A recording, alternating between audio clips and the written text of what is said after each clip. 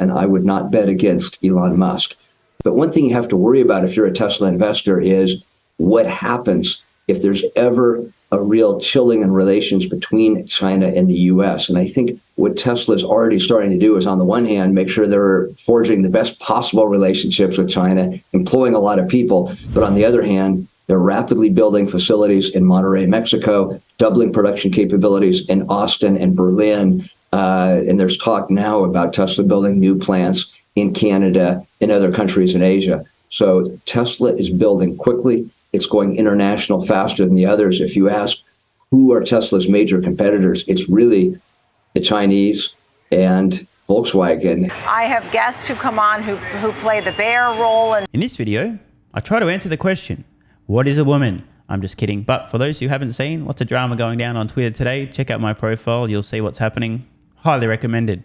In this video, we're just going to be hearing from an ex-Tesla board member and investor, Steve Wesley, discussing Tesla, China, potential issues with US-China tensions, maybe even a Taiwan invasion, how that would impact Tesla's business, the so-called competition, and an anchor in the finance media may have had a Freudian slip regarding everybody's favorite Tesla bear, who definitely believes what he's saying. And if you guys would like to have a bit of a laugh, I posted a Twitter subscriber in the video today exposing Morgan Stanley's truly absurd Tesla stock price target history. It's quite an indictment. Check out the links in the pinned comment to subscribe over on Twitter.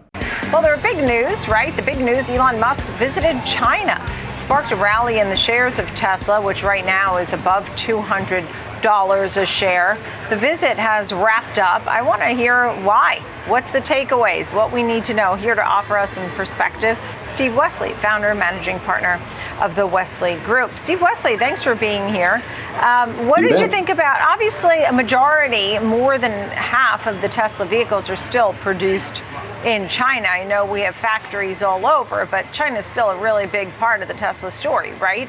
So why the trip and what came of it? Well, so look, China is the world's largest auto market, and to stay on top, Tesla's the world's largest market cap auto company in the world. You've got to grow in China. Straight off the bat, Steve is right. China is not only the world's largest automotive market, but by extension, its most important. If you're not producing electric vehicles and selling them in China, you are f***ing up. Worse, if you are producing vehicles in China, but you're not making any money on them, and or they're only internal combustion engines, you're not f***ing up. You're just f***ed.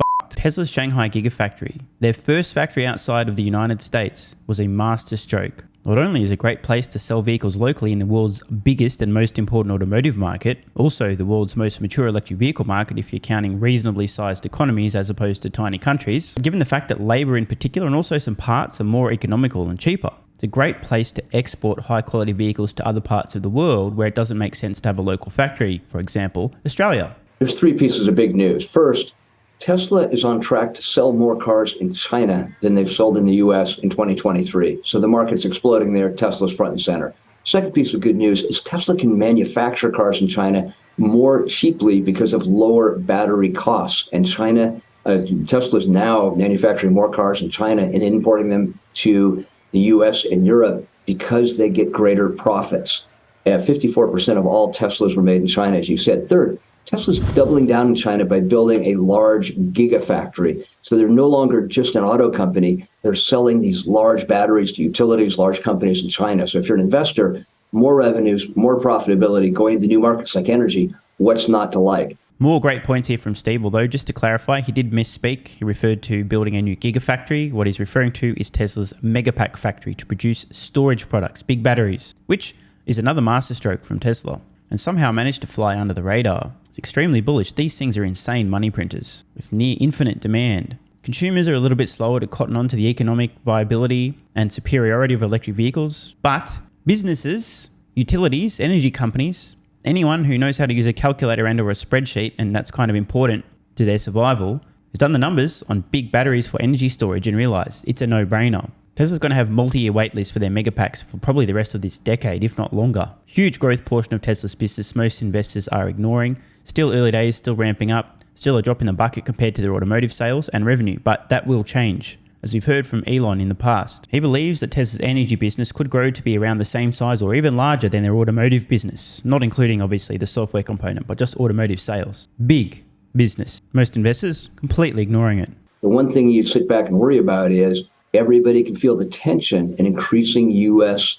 China geopolitics. And I think Elon's there to build bridges with Chinese investors. If you're an investor in Tesla, you're probably pretty glad he is there smoothing the waters. Yeah, it certainly sounds like he is, and there was excitement surrounding the stock at this point. And to your point with the Gigafactory, I mean, we think of all the cool Tesla cars, but the battery story is a really big one, right? I mean, are we going to see other automakers with Tesla batteries? And how many of the Tesla vehicles are running on Tesla batteries? Well, it's a good question. You just have to step back and realize every automaker in the world is going all electric.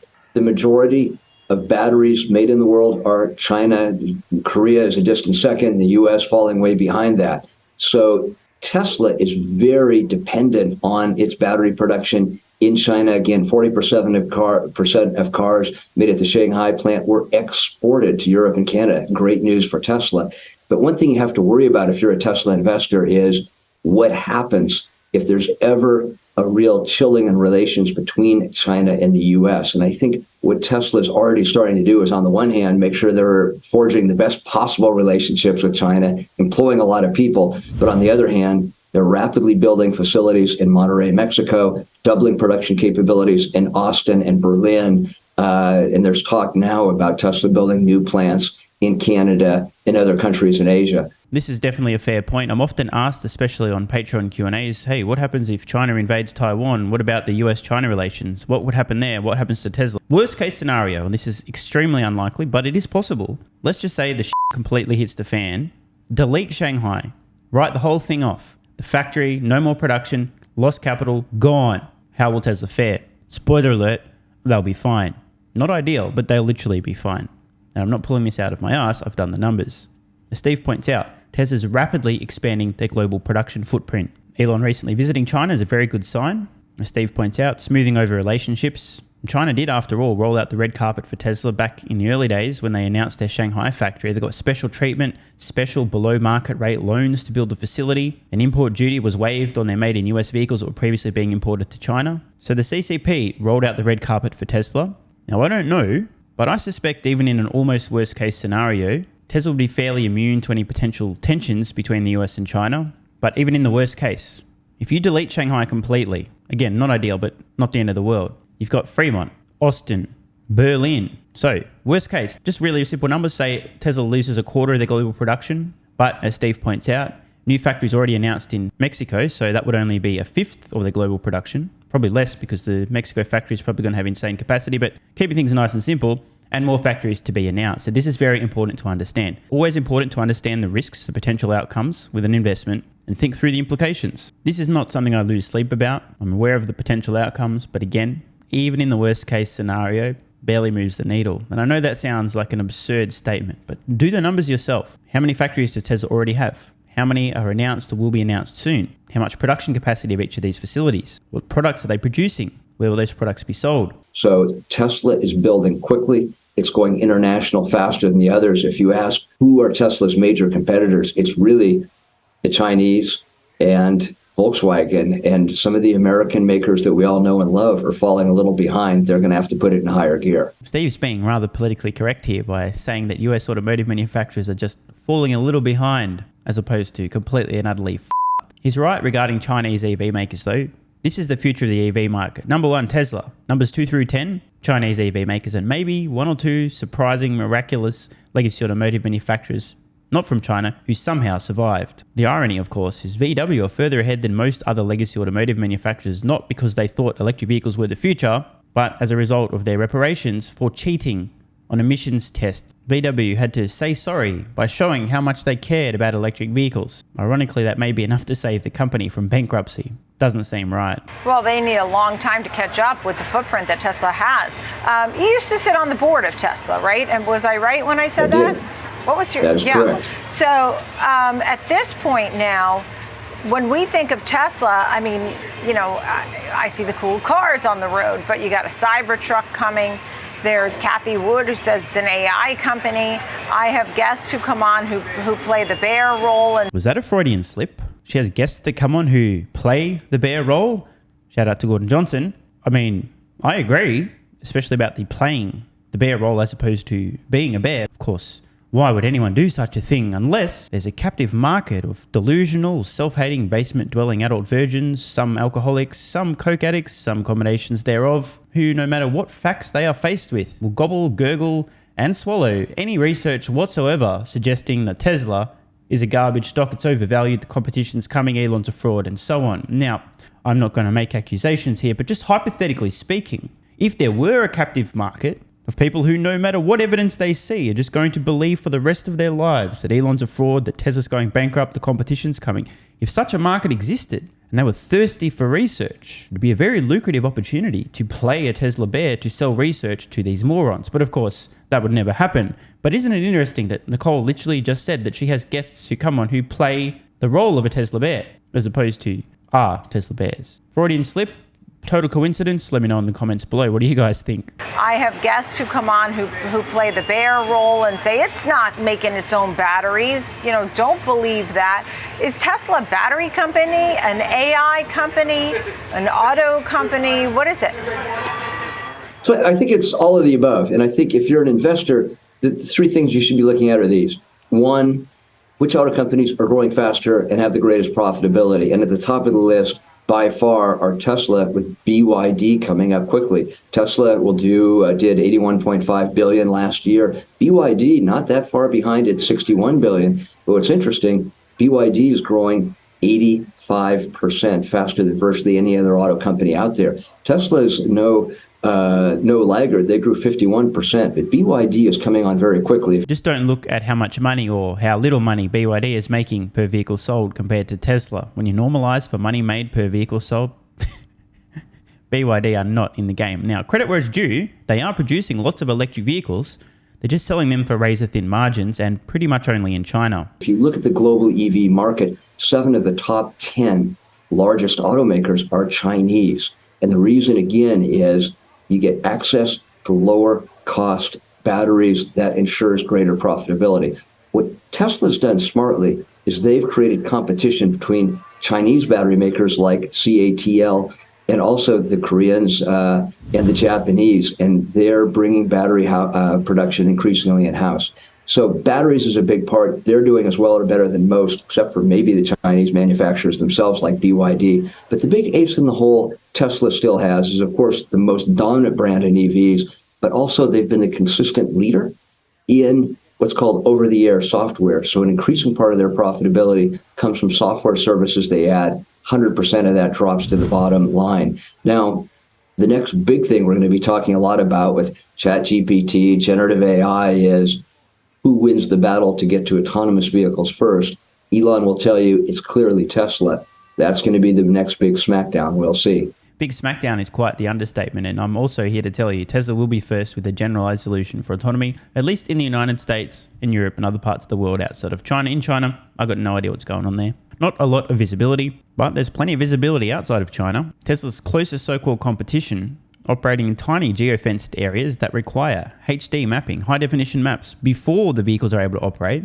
They need to cover them in a bunch of expensive sensors, including LiDAR, to bounce signals off objects to make sure they haven't moved and nothing's changed from when you previously mapped. If you guys are curious, watch what happens when a Waymo or a cruise vehicle encounters a scenario that isn't in its high-definition pre-mapping of the area. It literally stops operating and cries in the corner, "Daddy, I'm scared. What do I do? Help." Plenty of videos of these. It's super embarrassing. It just goes to show how brittle and fragile, how narrow the capability of these systems are. This is very different from a Tesla vehicle, which is interpreting the world as it sees it. Doesn't need the HD maps, doesn't need the LiDAR. This is why Elon Musk continues to refer to Tesla's FSD as real-world AI. It's a form of intelligence. It's seeing, perceiving, planning, and acting. A Tesla with its cameras and neural network goes, oh, that looks like an intersection. Oh, there's the lanes. There's some vehicles. That's a traffic light. That's a stop sign. That's construction. That's a pedestrian. That's a cyclist. The more brittle systems like Cruise and Waymo. Instead, it's like they're walking around blind, just touching and feeling, oh, yep, nothing's moved. Yep, that's still, okay, yep, okay, that's all there. That's the thing. Hang on. There's meant to be a tree here. Oh, yep, there's a tree. I can feel it. Yep, this, okay. Very different system. Some people just don't get this. Smackdown indeed. Well, he said that. He said that in a recent interview. He said that, you know, while they sort of questioned him and said, what did he say? He was a certain optimist, a pathological optimist was his response. because he keeps saying it's coming. And he said, I've seen it. I've seen it myself. I've seen the car drive around in San Francisco for days without needing human intervention. So things, and I think Austin, he said. So things seem to be going well. What did you think of Elon's recent Big Show interview?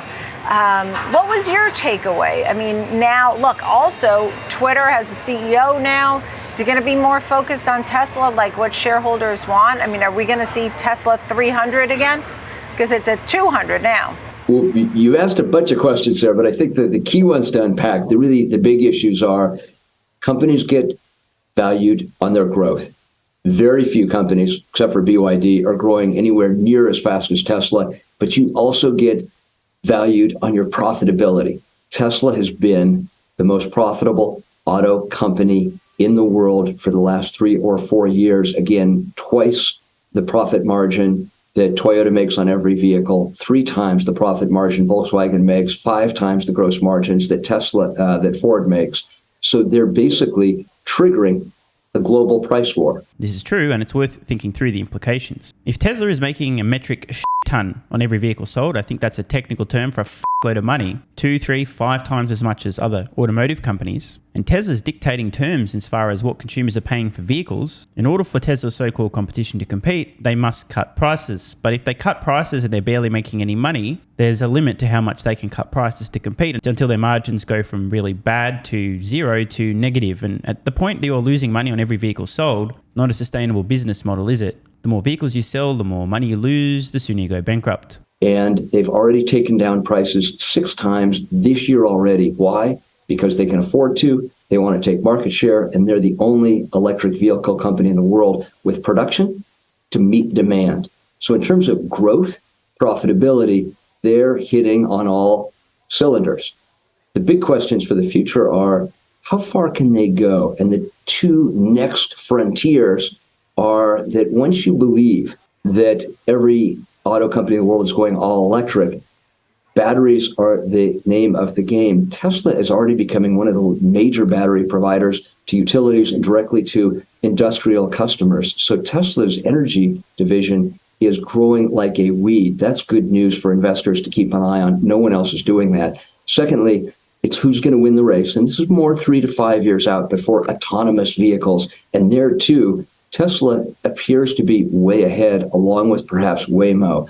But investors are going to be hearing a lot in the next 24 months as we move closer toward this new world of autonomous vehicles, and I would not bet against Elon Musk. That makes 2 of us, Steve. In fact, I think it might be more than 2 of us. Let me know in the comments below. Is there anyone dumb enough to ever bet against Elon Musk? Let me know in the comments below. The only big thing people really worry about is, will he stay focused enough on Tesla, or is he going to be off on a political jaunt or Twitter or some new company? Personally, I hope he stays focused on building the world's best cars. He's going to have his hands full with Chinese competition. On that note, plenty of drama going down on Twitter today. If you guys haven't seen, check out What is a Woman, if you can find it. By the way, highly recommended. Watched it months ago. Been recommending it for months. Great film. I'll leave it at that. Athletic Greens AG1 has given me a massive, meaningful boost in energy, allowing me to do a lot more every day, including using my brain more and using my body more. I highly recommend you guys and girls check it out. Athletic Greens AG1 is an excellent way to fill in nutritional gaps. It's got 75 high-quality vitamins, minerals, and whole food source nutrients, plus prebiotics and probiotics and digestive enzymes and adaptogens to help you deal with stress. Plus, if you click the link in the pinned comment or head to athleticgreens.com/SMR,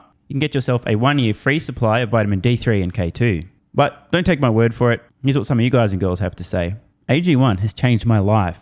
I was, as you described, treating myself like a circus, ate like trash, rarely exercised, used alcohol as a stress crutch, cannabis also. AG1 is what gave me the kick in the ass, got me back to the gym, motivated me to do more for myself, family, my business, etc. Keep doing what you do. Now, I know there's some skeptics, the same kind of people who think Elon Musk is a fraud, reading this going, what do you thought? There's no way that's possible, bro. It must be a placebo effect. Believe it or not, this is a recurring theme. If you give your body everything it needs to feel and perform its best, including having a lot more energy, you'll need ways to use that energy. For me personally, that includes more exercise, moving my body more social activity, and more cognitively demanding tasks, including producing a ton of exclusive content over on Twitter and on Patreon, plus my daily YouTube uploads. The proof's in the pudding. On to another testimonial from a viewer of this channel. SMR, you asked me to provide feedback on AG1. Here it is. It has helped with mental acuity, stamina, and intestinal waste management.